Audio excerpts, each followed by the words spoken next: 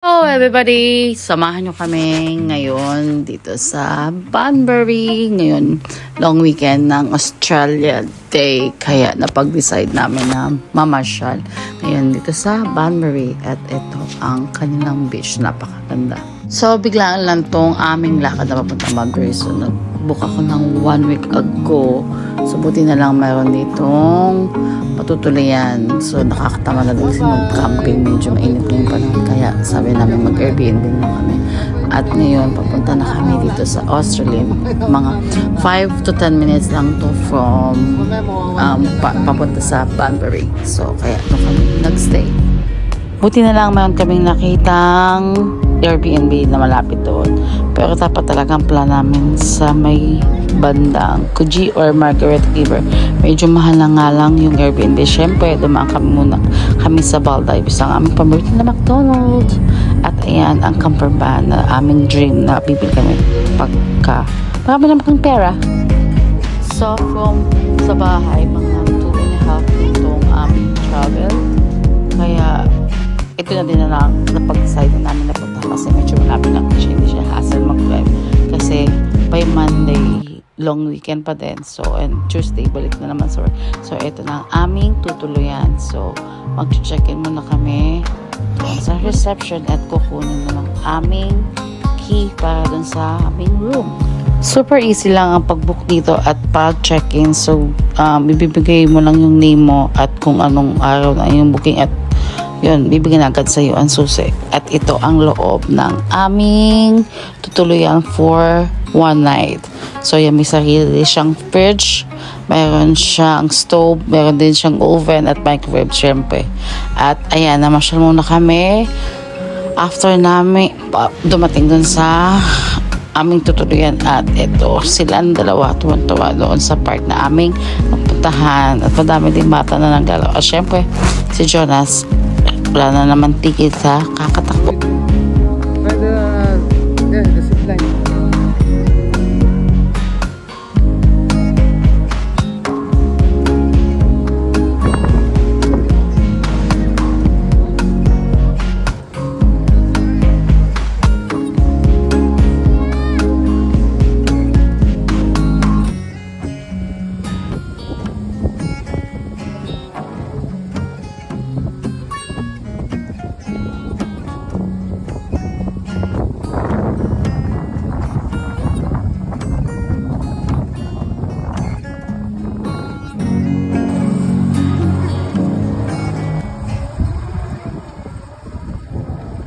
At nakita ni Jonas itong zipline. So, ayan, tuntua na naman. At syempre, hirap na hirap ang tatay sa pagtulak sa kanya.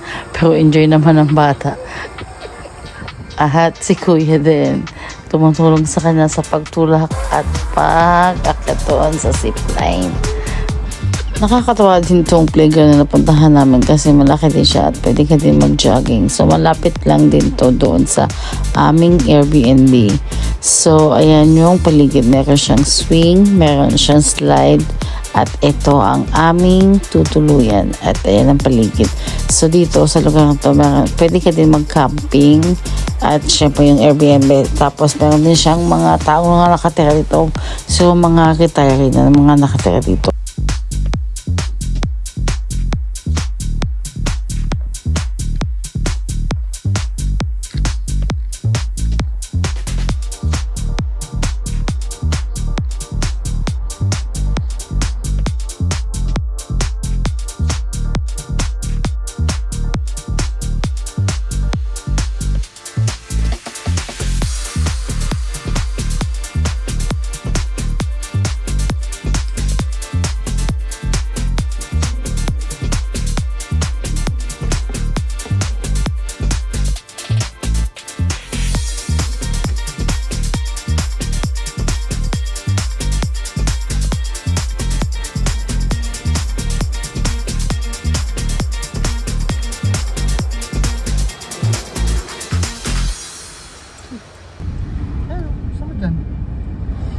Lighthouse. Libre naman yan eh.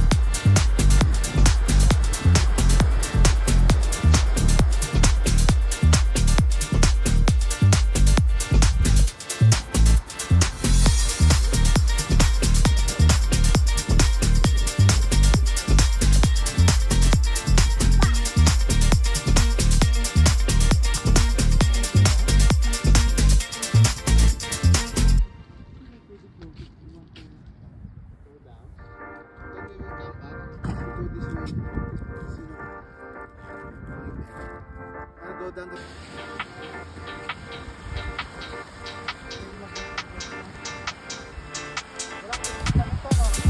Meron?